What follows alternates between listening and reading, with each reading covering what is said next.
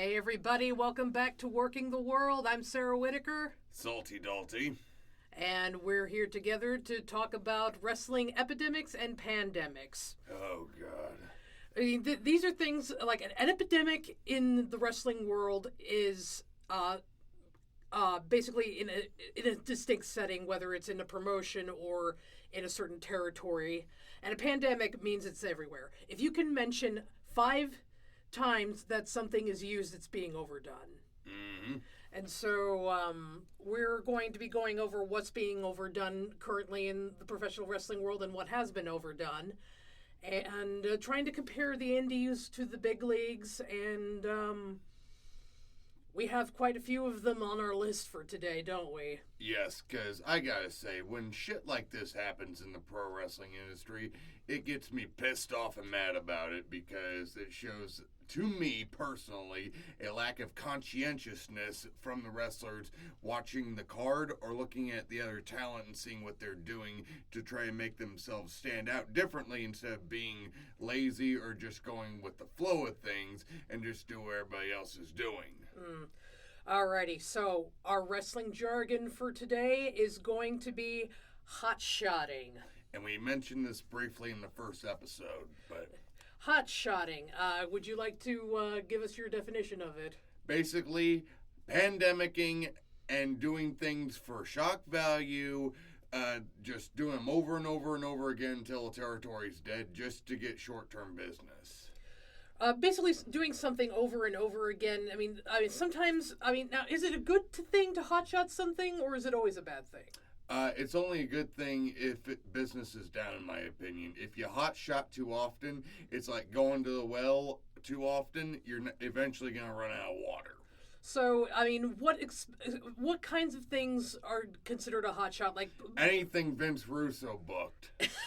We're going to go back to him again, huh? I mean, he's the perfect example. I mean, they used to hotshot a lot in Memphis, but that was because it was a weekly territory, and they had to be able to do that to sell out Mid-South Coliseum every week. Well, because you could get away with it more in the territory days because you didn't have everybody on TV. Well, you did have everybody on TV, but it was in a localized region, and plus their attention span was a little bit longer, but at the same time also they would rehash things from like 2-3 years before and bring it back and increase that continuity. Like for example, they were the first territory to start using tapes from other promotions and making music videos out of them. Yep. I mean, especially a lot of interesting things came from the territory days, especially like music videos and whatnot, because everybody sees like the Titantron or something like that. I mean, it's like some things aren't considered hot shot anymore. But well, Vince was the first one to start doing the Titantron. Like they would actually take a lot of time and cut up pieces of a match and be able to make a music video out of the highlights of that match to be able to sell tickets for the next time that wrestler came to town. Like, for example, if Jerry Lawler and Harley Race were going to wrestle for the NWA World title in Memphis, they would take highlights of their previous match to show people the excitement and the blood and gore that they went through for that world title match, to be able to create buzz in case maybe new fans were coming in and hadn't seen it before, or rehash their minds of what happened last year to ensure a sellout. So how many times is too many, in your opinion? Well, it depends on what it is, too, because it could be like booking somebody over and over again, or booking a type of match on a pole match. Yeah. Too many, like maybe, sometimes when somebody does a battle royal, then another person has to do a battle royal, and then... Yeah. That's more of a territory thing. Yeah, that's more of like a promotion to promotion thing. But I tell you, one really good instance of hot-shotting would be, hey, let's go ahead and have somebody run over somebody with their car week to week. Oh, like when it was Goldberg and Sid. Well, that was a little bit different. Well, Russo did book that, but no, Why me? Why me? Why me? Why me? Rest that man's soul. That and him trying to save the Shockmaster promo. It's like, see, I told you. I don't care who you are, boy. I don't give a damn who you are. You're going to have us. You're going to have Harlem Heat. You're going to have Van Vader. After he fell right on his ass and he warned them before the show, hey, watch out for that plank of wood at the base of there where he's going to come through the wall and he can't see. God bless Eddie. He was special. Mm-hmm. But no, I was referring to the instance of, like, for example, like somebody getting their head bashed in with a sledgehammer, and next week they're not even wearing a bandana, and they come back and try to run the guy over with a car, and then next week they try to set him on fire. It's like, no, it's too many highlights. You're booking too many highlights because you need to have highs and lows throughout, and it's not one of those things that you can actually create a formula on. You gotta go by feel, in my opinion. Well, I mean, especially in this day and age when people are doing, is high spots and hot shots in a little bit in the same category? Because you can make that case, maybe. Because, I mean, especially when you're doing Circus Olay backflips left and right, and you're not making much of a match out of it. I mean, there's not a lot of psychology involved, and you're just making everything higher and higher and higher until you have to hurt yourself in order to do something else. Yeah, it's like Cornette used the perfect expression. It's like, if we have to go out and set ourselves on fire, then he's like, well, actually, nope, because people are actually starting to do that now. Yep. I love ECW. Alrighty. Let's talk about where I came up with pandemics and epidemics, because there was this one time I was watching one of the local promotions, and I just noticed that there were 4 people in the promotion that were wearing skulls in their gear. Mm-hmm. And it's like, only one of them really belonged there because he was like a hitman in the one-man cartel. And it's like, yeah, you're... Unless they're booking them as a stable or as a group together, okay, that makes sense to make the gear match and continuity and all that. But if they're all separate, it's like, be conscientious of that. It's like, maybe go get something else. Maybe even crossbones. Well, it made me think about, it's like, how many times because it's like you said, in professional wrestling, sometimes there's an agent in the back room, and this made me really realize that we need more agents in the industry, because especially ones who actually give a shit and want to actually put on the best production possible and have everything to where it's not overdone or, overkilled, because like that makes the show better. It's like going to a good buffet. You have the salad bar, you have the main course entrees, you have the dessert tray, you have the sushi tray, you have all these different trays, and each one has a different filling for you on your palate. And it's like, if every single one of those ones served dessert, it wouldn't stand out. It's like, every match needs to stand out in its own way, and things cannot be overdone, otherwise they don't mean nothing. And it kept coming up in like the big leagues as well, like people slapping their legs get sound.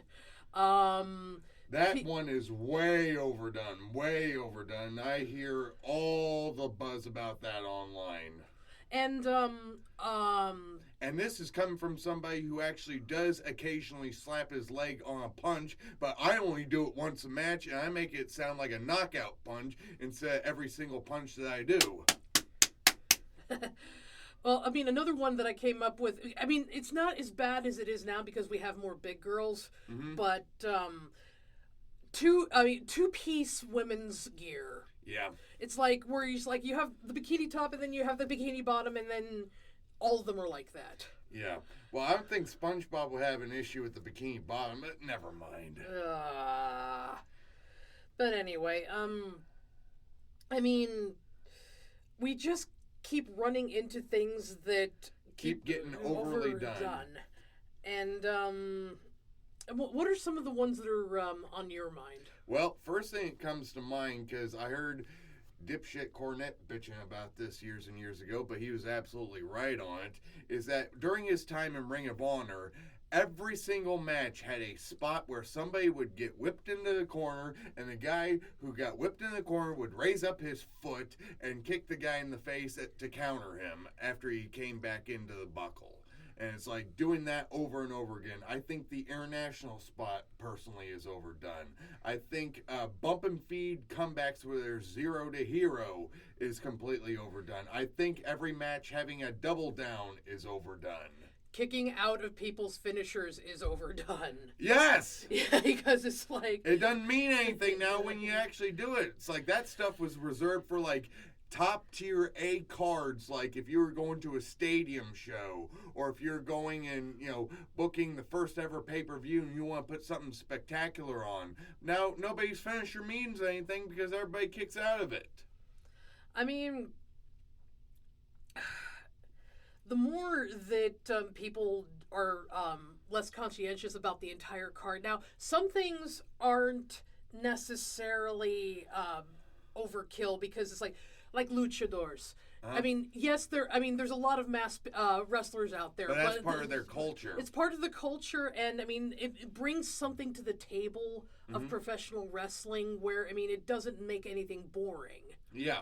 Well, I mean, that's their style, is that it's supposed to be acrobatic and supposed to be, you know, very fluid with motion and, you know, one thing to the next, because I'm not criticizing it, but it has its fan base. It's not necessarily for me. It's not the type of wrestling that I go out to personally, you know, go out of my way to personally watch, but I do enjoy it every now and again. But it's just one of those deals where it's like it's the style of the territory. I mean, especially when you have things like AAA doing entire shows which have the luchadors. I mean, it's like not everything. Well, that's the whole promotion. That's the territory in Mexico. AAA and CMLL and all the other you know, smaller companies that might be in Mexico. Yeah. So I mean, if something is done a lot, it doesn't necessarily mean that it's overdone. Yeah, well, I mean, like I said, it's part of the culture. It's, you know, folklore from the days of El Santo and Blue Demon and Mil Máscaras. So it's like it's ingrained in the territory to have this be part of the show. Now, would you say chain wrestling is also not overdone, or because I mean it's done a lot in the indies, but you don't really see it on the big TVs because they have a shorter time to work with? Well, not necessarily. Like if you watch somebody like a Daniel Bryan or back in the day a William Regal that would do a lot of chain wrestling, that was their way of contributing to the card because they could do it probably better than anybody else on the card. No disrespect to anybody else that was chain wrestling then, but Regal and the way that he would do it, learning the British catch style, it made him stand out on the card, and you know that was kind of his deal. But everybody else, you know, doing chain wrestling, it makes sense because it says wrestling on the marquee, in my opinion. But at the same time, 200-300-pound hosses going out in chain wrestling, unless they're trading headlocks and trying to take each other down to, you know, basically make it look like a sweat fest, is like, it, you know, it doesn't really make as much sense for them. It's like they would just try to be big and knock the shit out of each other. So, what other things that are done a lot that wouldn't necessarily be considered a pandemic? Punches. Punches. I mean, everybody in wrestling should be able to throw a punch, in my opinion. You know, especially with the situation. I think Irish whips, that shouldn't be a pandemic. That's ingrained in pro wrestling nowadays. Even though there are certain wrestlers that have come through the territory that have offered money for wrestlers to have an entire card where nobody whipped anybody from rope to rope or corner to corner, then intervene mid-match when he found out nobody else would go and do that, and came out, did an impromptu run and whipped one guy from rope to rope, wasn't even in the match, went to the back, said, "No, you sons of bitches are getting my money." Thank you, Falcone, for that story. But,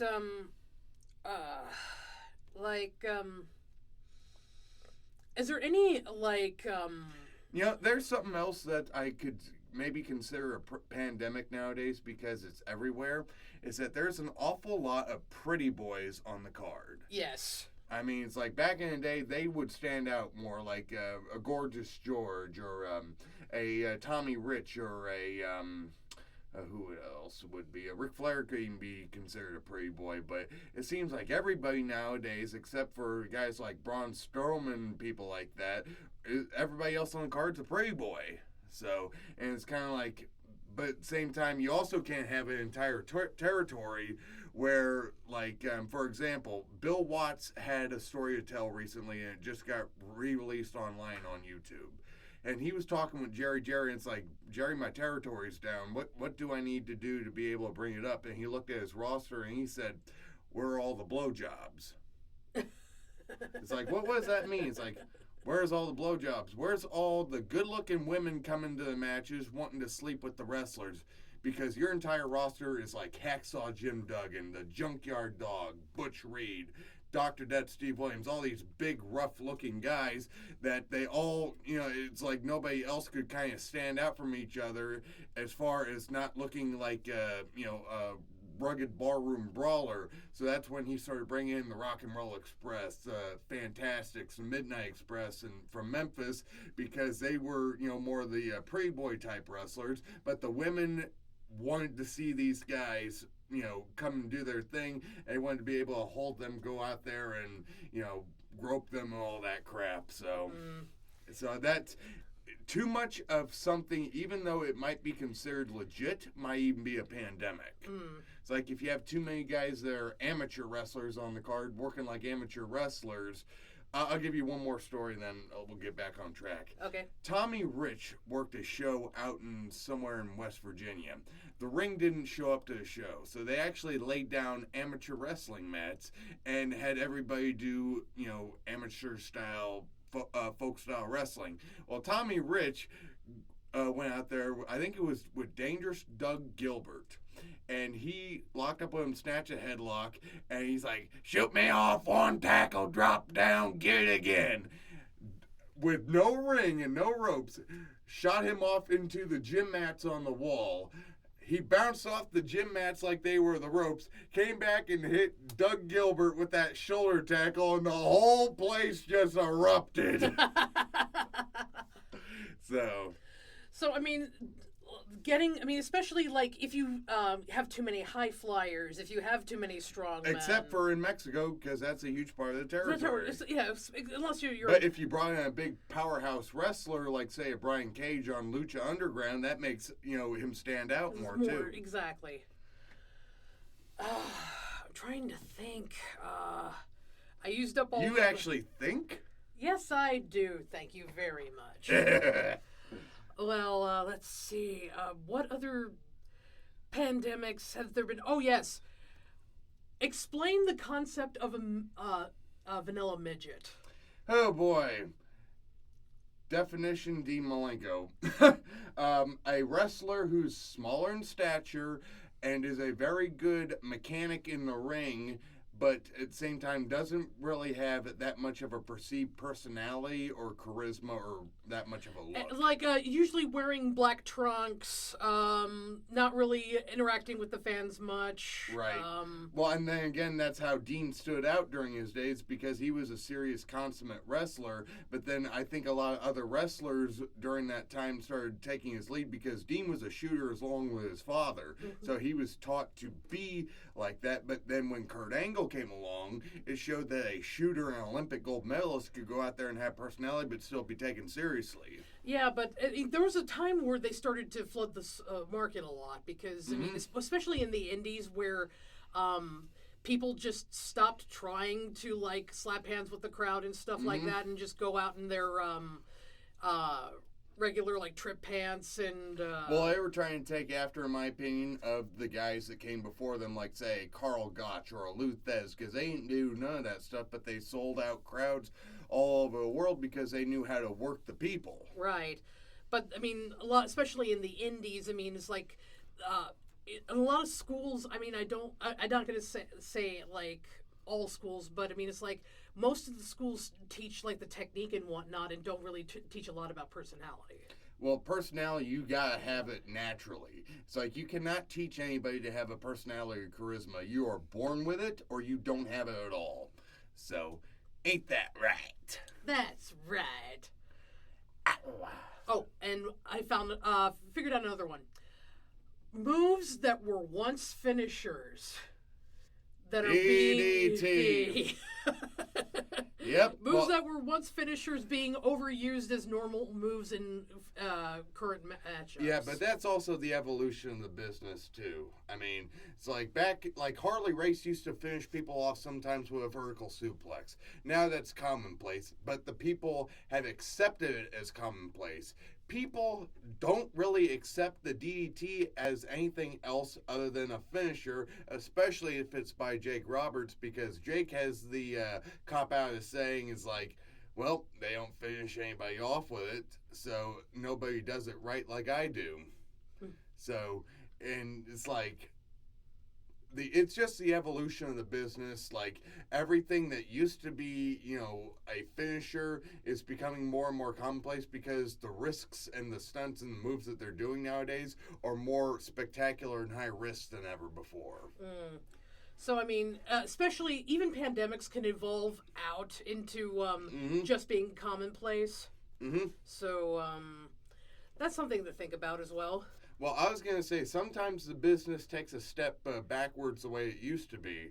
I'll give you a great example. One good thing that the Attitude Era had, especially the matches between Austin and Rock, is that they were very brawler heavy. And, they would fight all around the arena. It was kind of a throwback to Memphis, if you ask me, in that regard, where they're fighting, punching all the way around the arena. So when they go back in the ring and go out there and do high spots, they actually mean a little bit more in the ring, because that's just kind of how the style was in Memphis. It was a brawling territory, blood and guts.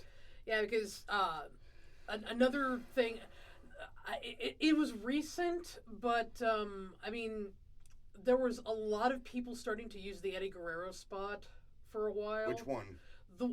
The chair one. Oh, yeah. Well, because that's also homage to Eddie, too. I mean, so you could use that. Okay, what is the difference between homage and overdoing something? Well, because you can overdo an homage. So. Yeah. I mean, God bless Eddie Guerrero. May he rest in peace. He was truly an innovator in that regard as far as being a babyface that was actually a heel or worked like a heel. But then again, that's why people loved him, is because he put so much of a spectacular spin on his cheating that people thought it was entertaining and wanted to actually see him do and cheered him on when he did it. And, I mean, it also paved the way for people to get into cheating and getting away with it, like Stone Cold Steve Austin. Yeah, well, I'd say Eddie really started getting that over after Austin had his run. Like, Eddie really started doing that, like, maybe after he came back to New York after, being fired for his DUIs and his legal personal issues whatsoever. And thank God he was able to finish up his career and finish up his lifetime, being sober and being clean and all that. But that was like after he came back and started really getting over with his character with the lowriders and, his, because his work was still really, really good, but he learned how to evolve as a character more at that point. But you can still overdo something as far as, like, even if it's meant to be tribute-wise to somebody, but it can still get to the point where it doesn't mean anything. Now, talking about different spots and stuff like that is like, I'm thinking outside interference is also starting to become a pandemic. That was a pandemic in the territory days, especially when Dusty Rhodes was booking. But other wrestlers have been on record and saying that it's like there were not enough clean finishes at that point. So that's why it was called the Dusty finish. He booked it all the time to get out of angles without making either guy look bad.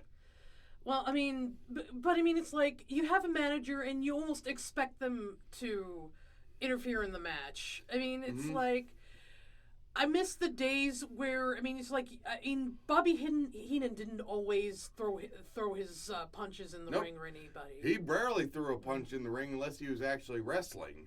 No, his deal was, and he even said this himself, I would go and would never actually do anything unless it was the finish of the match, because otherwise it doesn't mean nothing. But a way that I could tease it and get people up for it, like thinking I was going to do it, is that he'd have the guy, say he's managing Rick Rude and he's wrestling, like, say, Tio Santana. And Tio's draped over the ropes after Rick Rude choked him over the rope. And Bobby comes over while the referee's admonishing Rick Rude. he reaches into his pocket and he's got something in his hand and he's about to rear back, and then Rude would tell him, it's like, hey, turn around, catch him, and he'd be cocked-eyed. It's like people would be like, ref, look, and he'd put it right back, slick his hair back, and it's like, what are you doing? It's like, oh, I'm not doing anything. To tease the fact that, like, if he was going to interfere, they would actually mean something at that point. It actually would, yes. So that's pretty much my whole work style. Don't do nothing unless it actually means something or is leading to something that's going to mean something. Alrighty. Well, we're almost out of time. Oh, we got 5 more minutes. We got 5 more minutes, but actually, great story. Get sidetracked. Going back to Vanilla Midget. Nah. Are you sure you don't want to do that? All right. Well, here's what I was gonna say. There was once a match in talk about something that was overdone. Yeah. There was a match in WCW on pay-per-view between Chris Benoit and Dean Malenko. It was Hog Wild '96, and the match was allotted for a 30-minute time limit, I believe. And they went out there and had a hell of a banger of a wrestling match for 30 minutes, but they had a time limit draw.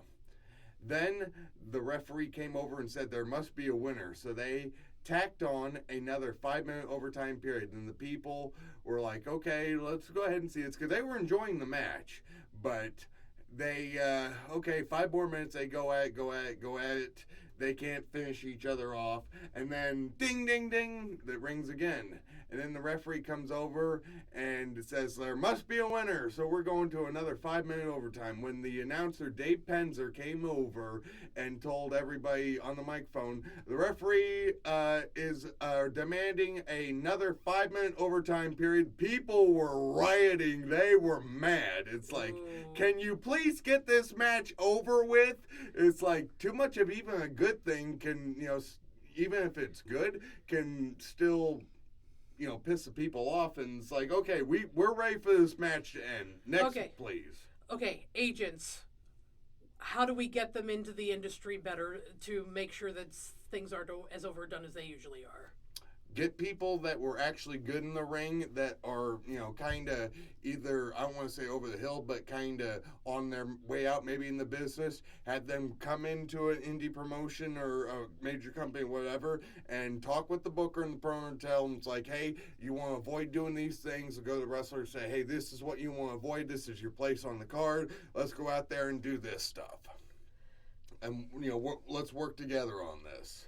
So explain, I've never been on a wrestling card that actually had a legit agent on it. Yeah, I have. Could you explain your experience with that?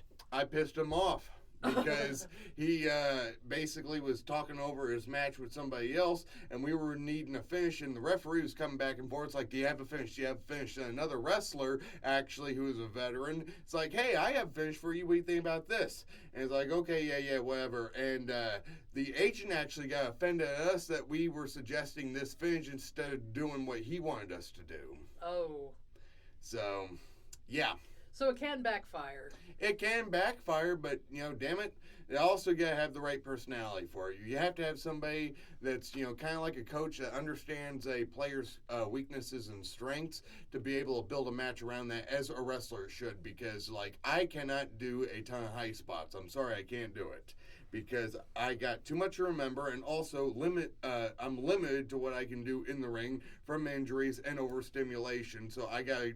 And lack of, moves that I was taught. So it's like people come up to me. It's like, oh, yeah, you're going to go ahead and do this crazy. It's like, what? It's like, can't you just freaking give me a simple, something more simple, something like that? So, but it's just one of those deals where you got to kind of be honest about what people work best and what role. Right on. Alrighty. Well, it's time to go home. Yeah.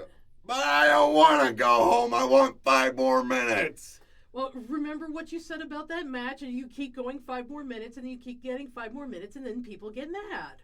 What do you think I'm trying to piss the people off for?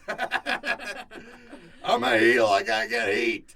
Alrighty, we are on our, we're mainly on Spreaker, but we're on Spotify and many other podcasting stations, whatnot. Like and subscribe us, and I'm Sarah Whitaker.